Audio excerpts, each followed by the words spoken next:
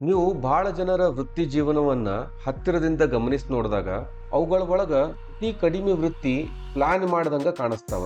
ಜಾಸ್ತಿ ಜಾಸ್ತಿ ಕರಿಯರ್ಗಳು ಅನ್ಪ್ಲಾನ್ಡ್ ಆಗಿ ನಡೆದಂಗ ಕಾಣಿಸ್ತಾವ. ಯಾರೋ ಒಬ್ರು ಒಂದು ಸಬ್ಜೆಕ್ಟ್ ಅನ್ನು ಕಲಿತಾರ, ಅದ್ರ ನೌಕರಿ ಬೇರೆನೇ ಏನೋ ಮಾಡ್ತಿರ್ತಾರ. ಇನ್ನು ಕೆಲವೊಬ್ರು ಒಂದು ಜಾಬಿಗೆ ಸೇರ್ತಾರ, ಆದ್ರೆ ಆ ಜಾಬಿಗೆ ಸೇರ್ಕೊಂಡ್ಮೇಲೆ ಬೇರೆನ ದಾರಿ ಕಂಡು ಹಿಡ್ಕೊಳ್ತಾರ. ಕೆಲವೊಬ್ರು ಕೆಲವರನ್ನ ಭೇಟಿ ಆಗ್ತಾರ, ಆ ಭೇಟಿ ಆದ್ಮೇಲೆ ಅವ್ರ ಲೈಫ್ ಚೇಂಜ್ ಆಗ್ಬಿಡ್ತದ. ಸೊ ಹಿಂಗೆಲ್ಲ ಇದ್ದಾಗ ನಮಗೊಂದು ಪ್ರಶ್ನೆ ಕಾಡೋದು ಸಹಜ. ಇವು ಬರೀ ಅಪರೂಪದ ಘಟನೆಗಳನ್ನು ಅಥವಾ ವೃತ್ತಿ ಜೀವನ ನಿಜವಾಗ್ಲೂ ಹಿಂಗ ಸಾಗ್ತದನೋ? ಇದಕ್ಕೆ ಉತ್ತರ ನೀಡಲಿಕ್ಕೆ ಒಂದು ಸಿದ್ಧಾಂತದ. ಇದಕ್ಕೆ ಪ್ಲಾನ್ಡ್ ಹ್ಯಾಪನ್ಸ್ಟನ್ ಥಿಯರಿ ಅಂತ ಕರೀತಾರ. ಇವತ್ತಿನ ವಿಡಿಯೋ ಪ್ಲಾನ್ಡ್ ಹ್ಯಾಪನ್ಸ್ಟನ್ ಥಿಯರಿ ಬಗ್ಗೆ. ನಮ್ಮ ಚಾನೆಲ್ ಅನ್ನ ಇನ್ನೂ ಸಬ್ಸ್ಕ್ರೈಬ್ ಮಾಡದೇ ಇದ್ರ ಈಗ ಸಬ್ಸ್ಕ್ರೈಬ್ ಮಾಡ್ರಿ, ಯಾಕಂದ್ರೆ ಕರಿಯರಿಗೆ ಸಂಬಂಧಪಟ್ಟ ಹಲವಾರು ವಿಷಯಗಳು ನಿಮ್ಗೆ ಇಲ್ಲಿ ಗೊತ್ತಾಗ್ತಾವ. ಪ್ಲಾನ್ಡ್ ಹ್ಯಾಪನ್ಸ್ಟನ್ ಥಿಯರಿ ಅನ್ನೋದನ್ನ 1990ರ ದಶಕದ ಕೊನೆ ಒಳಗ ಜಾನ್ ಡಿ ಕ್ರಂಬೋಲ್ಡ್ಸ್ ಅನ್ನೋರು ಡೆವಲಪ್ ಮಾಡ್ತಾರೆ. ಅವರು ಸ್ಟ್ಯಾನ್ಫೋರ್ಡ್ ಯೂನಿವರ್ಸಿಟಿದು ಫೇಮಸ್ ಸೈಕಾಲಜಿಸ್ಟ್ ಮತ್ತು ರಿಸರ್ಚರ್ ಆಗಿದ್ರು. ಅವರು ತಮ್ಮ ಕಾಲಮಾನದಾಗ ಬೇರೆ ಬೇರೆ ಜನರು ತಮ್ಮ ವೃತ್ತಿ ಜೀವನವನ್ನ ಹೆಂಗ್ ರೂಪಿಸ್ಕೊಳ್ತಾರ ಅಂತ ಹೇಳಿ ವರ್ಷಾನುಗಟ್ಲೆ ಅಧ್ಯಯನ ಮಾಡ್ತಾರ. ಸಾವಿರಾರು ಕರಿಯರ್ಗಳನ್ನ ಗಮನಿಸಿದ ಮೇಲೆ ಅವರು ಒಂದು ವಿಷಯವನ್ನ ಗುರುತಿಸ್ತಾರೆ. ಜನರು ತಾವು ಪ್ಲಾನ್ ಮಾಡಿದ ಜಾಗಕ್ಕೆ ಮುಟ್ಟುವುದು ಬಹಳ ಕಡಿಮೆ, ಬದಲಾಗಿ ಅವರ ವೃತ್ತಿ ಜೀವನ ಅನಿರೀಕ್ಷಿತ ಘಟನೆಗಳಿಂದ ರೂಪಿತ ಆಗಿರ್ತದೆ. ಇದೊಂದು ಆಲೋಚನೆಗೆ ಕಾರಣ ಆಗ್ತದೆ. ಪ್ಲಾನ್ಡ್ ಹ್ಯಾಪನ್ಸ್ಟನ್ ಥಿಯರಿ ಹೇಳುವುದೇನೆಂದ್ರೆ, ವೃತ್ತಿ ಜೀವನ ಬರೀ ಎಚ್ಚರಿಕೆಯ ಯೋಜನೆಯಿಂದ ನಿರ್ಮಾಣ ಆಗುವುದಿಲ್ಲ, ಅವು ಯೋಜಿಸದೇ ಇರುವ ಘಟನೆಗಳಿಂದ ಹೆಚ್ಚಿಗೆ ರೂಪಿತ ಆಗ್ತವ. ಮತ್ತು ಆ ಘಟನೆಗಳಿಗೆ ನೀವು ಹೆಂಗೆ ಸ್ಪಂದಿಸ್ತೀರಿ ಅನ್ನೋದರ ಮೇಲೆ ಅವಲಂಬಿತ ಆಗ್ತವ. ಸರಳವಾಗಿ ಹೇಳ್ಬೇಕಂದ್ರೆ, ನೀವು ಪ್ರತಿಯೊಂದು ಅವಕಾಶವನ್ನ ಮೊದಲು ಊಹಿಸ್ಲಿಕ್ಕೆ ಸಾಧ್ಯ ಆಗುವುದಿಲ್ಲ, ಆದ್ರೆ ಅವುಗಳಿಂದ ಪ್ರಯೋಜನ ಪಡೆಯಲಿಕ್ಕೆ ನಿಮ್ಮನ್ನು ನೀವೇ ಸಿದ್ಧಪಡಿಸ್ಕೋಬಹುದು. ಈ ಕಾನ್ಸೆಪ್ಟು ನಾವು ಕರಿಯರ್ ಬಗ್ಗೆ ಯೋಚಿಸೋ ರೀತಿಯನ್ನ ಬದಲಿಸ್ತದೆ. ಯಾಕಂದ್ರೆ ನಮ್ಮೆಲ್ಲರಿಗೂ ಇದ್ರ ವಿರುದ್ಧವಾಗಿ ಕಲಿಸ್ಕೊಡ್ಲಾಗ್ತದೆ. ನಮ್ಗೇನು ಹೇಳ್ತಾರಂದ್ರೆ, ಎಚ್ಚರಿಕೆಯಿಂದ ಆಯ್ಕೆ ಮಾಡ್ರಿ, ಸರಿಯಾಗಿ ಪ್ಲಾನ್ ಮಾಡ್ರಿ, ತಪ್ಪು ಮಾಡಬೇಡ್ರಿ. ಯಾಕಂದ್ರೆ ಅವ್ರು ಏನು ನಂಬ್ಕೊಂಡು ಇದನ್ನೆಲ್ಲ ಹೇಳ್ತಾರಂದ್ರೆ, ನೀವು ಮೊದಲ ಸರಿಯಾದ ನಿರ್ಧಾರ ತಗೊಂಡ್ರೆ ಎಲ್ಲಾನು ತನ್ನಷ್ಟಕ್ಕೆ ತಾನ ಸರಿ ಆಗ್ತದೆ ಅಂತ ಅನ್ಕೊಂಡಿರ್ತಾರೆ. ಆದ್ರೆ ಪ್ಲಾನ್ಡ್ ಹ್ಯಾಪನ್ಸ್ಟನ್ಸ್ ಥಿಯರಿ ಈ ನಂಬಿಕೆಯನ್ನ ಚಾಲೆಂಜ್ ಮಾಡ್ತದೆ. ಕಂಪ್ಲೀಟ್ ಪ್ಲಾನ್ ಇದ್ರೂ ಸಹಿತ ನಿಮ್ಮ ಕರಿಯರ್ ಮೇಲೆ ಅನಿರೀಕ್ಷಿತ ವಿಷಯಗಳು ಪ್ರಭಾವ ಬೀರ್ತದ ಅಂತ ಈ ಥಿಯರಿ ಹೇಳ್ತದೆ. ಹಾಗಾಗಿ ನಿಮ್ ಗೋಲು ಬರೀ ಪರ್ಫೆಕ್ಟ್ ಪ್ಲಾನಿಂಗ್ ಮಾಡುವುದಲ್ಲ, ಆದ್ರೆ ಪರಿಸ್ಥಿತಿಗಳಿಗೆ ಹೊಂದಿಕೊಳ್ಳುವುದು, ಅಡ್ಯಾಪ್ಟೇಷನ್ ಅಂತ ಹೇಳ್ತಾರೆ. ಇದನ್ನ ಇನ್ನೂ ಸ್ವಲ್ಪ ಆಳವಾಗಿ ಅರ್ಥ ಮಾಡ್ಕೊಳ್ಳೋಣ. ಇಬ್ರು ವ್ಯಕ್ತಿಗಳು ತಮ್ಮ ಕರಿಯರ್ ಸ್ಟಾರ್ಟ್ ಮಾಡ್ತಾರಂತ ಊಹಿಸ್ಕೊಳ್ರಿ. ಒಬ್ಬ ವ್ಯಕ್ತಿ ಏನಂತಾನ, ನಾ ಪ್ರಾರಂಭ ಮಾಡೋಕ್ಕಿಂತ ಮುಂಚಿನ ಎಲ್ಲಾನು ತಿಳ್ಕೊಳ್ಬೇಕು ಅಂತ ಹೇಳಿ. ಇನ್ನೊಬ್ಬ ವ್ಯಕ್ತಿ, ನಾ ಪ್ರಾರಂಭಿಸ್ತೀನಿ, ಗಮನಿಸ್ತೀನಿ, ಆಮೇಲೆ ಬದಲಾಯಿಸ್ಕೊಳ್ತೀನಿ ಅಂತ ಹೇಳಿ. ಮೊದಲನೇ ವ್ಯಕ್ತಿ ಅನ್ಸರ್ಟನಿಟಿಯನ್ನ ಕಡಿಮೆ ಮಾಡ್ಲಿಕ್ಕೆ ಸಮಯ ಕಳೀತಾನ. ಎರಡನೇ ವ್ಯಕ್ತಿ ಅನಿಶ್ಚಿತತೆಯೊಂದಿಗೆ ಕೆಲಸ ಮಾಡ್ಲಿಕ್ಕೆ ಸಮಯ ಕಳೀತಾನ. ಸೊ ಎರಡನೇ ವ್ಯಕ್ತಿ ಮಾಡೋ ಪ್ರಕ್ರಿಯೆ ಒಂದು ಪ್ರಮುಖ ವಿಷಯವನ್ನ ಸೃಷ್ಟಿಸ್ತದ. ಅದಕ್ಕೆ ಎಕ್ಸ್ಪೋಜರ್ ಅಂತ ಕರೀತಾರ, ಹೊಸ ವಿಷಯಗಳ ಪರಿಚಯ.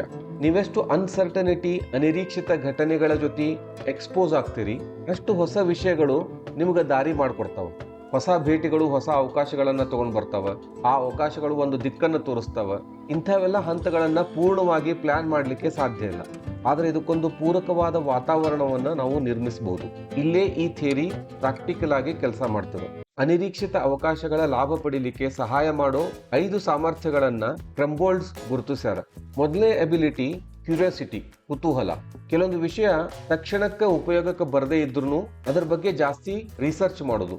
ಯಾಕಂದ್ರೆ ಮೇಲ್ನೋಟಕ್ಕೆ ಮುಖ್ಯ ಅಲ್ಲ ಅಂತ ಅನಿಸೋ ವಿಷಯಗಳಲ್ಲೇನ ಆಮೇಲೆ ಅವಕಾಶಗಳು ಅಡಗಿಕೊಂಡಿರ್ತಾವ. ಸೊ ಹಿಂಗಾಗಿ ಕ್ಯೂರಿಯಾಸಿಟಿ ಬಹಳ ಇಂಪಾರ್ಟೆಂಟ್.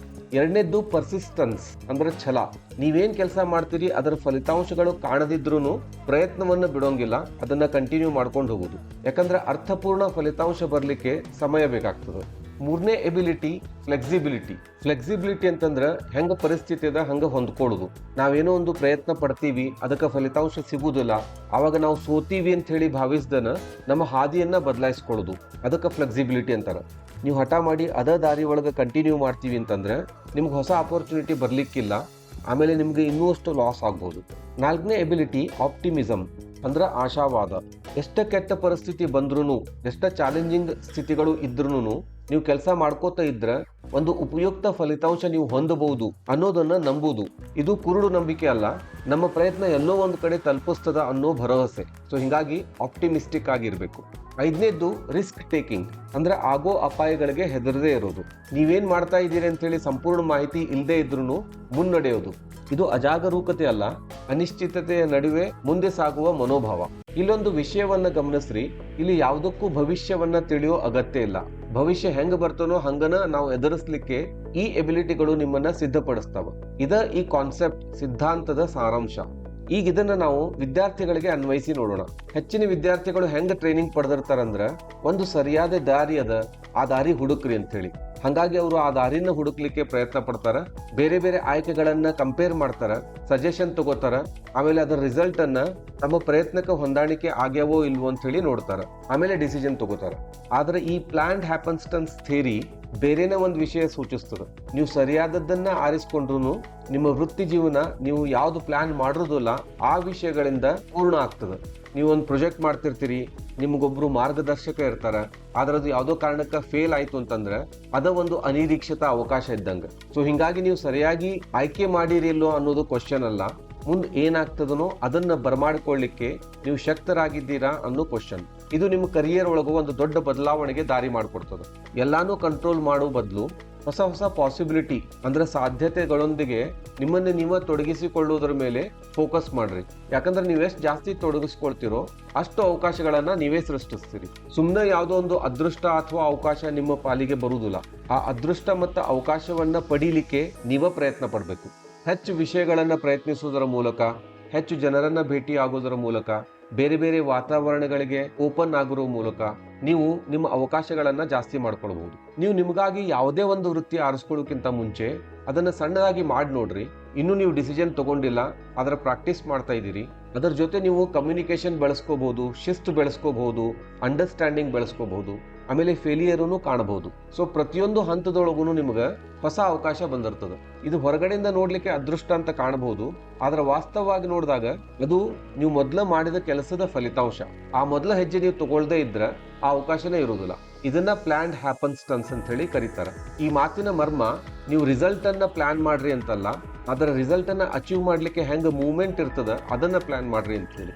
ಇದನ್ನ ಇನ್ನೂ ಒಂದು ಸ್ಟೆಪ್ ಮುಂದೆ ಹೋಗಿ ಅಲ್ಟರ್ನೇಟಿವ್ ಕರಿಯರ್ಗಳಿಗೆ ಹೋಲಿಸಿದಾಗ ನಿಮ್ಗೆ ಗೊತ್ತಿರೋಂಗ ಜಾಸ್ತಿ ಪರ್ಯಾಯ ದಾರಿಗಳು ಸ್ಪಷ್ಟವಾಗಿರುವುದಿಲ್ಲ. ಅಲ್ಲಿ ನಿರ್ದಿಷ್ಟವಾದ ಪ್ರವೇಶದ ಹಾದಿಗಳಿರುವುದಿಲ್ಲ, ಗ್ಯಾರಂಟಿ ಫಲಿತಾಂಶ ಇರುವುದಿಲ್ಲ. ಹಂಗಾಗಿ ನೀವು ಮೊದಲ ಕ್ಲಾರಿಟಿ ಸಂಬಂಧ ವೇಟ್ ಮಾಡ್ತಾ ಕೂತ್ರೆ ನೀವೆಂದೂ ಪ್ರಾರಂಭಿಸೋದಿಲ್ಲ. ಆದ್ರೆ ಎಲ್ಲೋ ಒಂದ್ ಕಡೆ ಪ್ರಾರಂಭಿಸಿದ್ರೆ version 1 is better than version none ಅಂತ ಹೇಳಿ ಅನ್ನೋಂಗ ನಿಮ್ಗೆ ಸ್ಪಷ್ಟತೆ ತಂತಾನ ಬರ್ಲಿಕ್ಕೆ ಸ್ಟಾರ್ಟ್ ಆಗ್ತದೆ. ಫೇಲ್ ಆಗೋದಕ್ಕೆ ಅಂಜಬೇಡ್ರಿ, ಫೇಲ್ ಆದ್ರೂ ಒಂದು ಅವಕಾಶ ಹುಟ್ಕೊಳ್ತದೆ. ಎಲ್ಲ ಒಮ್ಮೆಲೆ ಆಗುದಿಲ್ಲ, ಹಂತ ಹಂತವಾಗಿ ಆಗ್ತದೆ. ಕೊನೆಯದಾಗ ಹೇಳ್ಬೇಕಂದ್ರೆ ಯಶಸ್ಸು ನಿಯಂತ್ರಣದಿಂದ ಬರ್ತದೆ ಅಂತ ಹೇಳಿ ನಾವು ಅನ್ಕೊಂಡಿರ್ತೀವಿ, ಆದ್ರೆ ಅದು ಬದಲಾವಣೆಗೆ ಹೊಂದಿಕೊಳ್ಳೋದ್ರಿಂದ ಬರ್ತದೆ. ವೃತ್ತಿ ಜೀವನ ನೀವು ತೆಗೆದುಕೊಳ್ಳೋ ನಿರ್ಧಾರದ ಮೇಲೆ ರೂಪಿತ ಆಗುದಿಲ್ಲ, ನೀವು ಅನ್ಪ್ಲಾನ್ಡ್ ಘಟನೆಗಳಿಗೆ ಹೆಂಗೆ ಸ್ಪಂದಿಸ್ತೀರಿ ಅನ್ನೋದರ ಮೇಲೆ ರೂಪಿತ ಆಗಿರ್ತದೆ.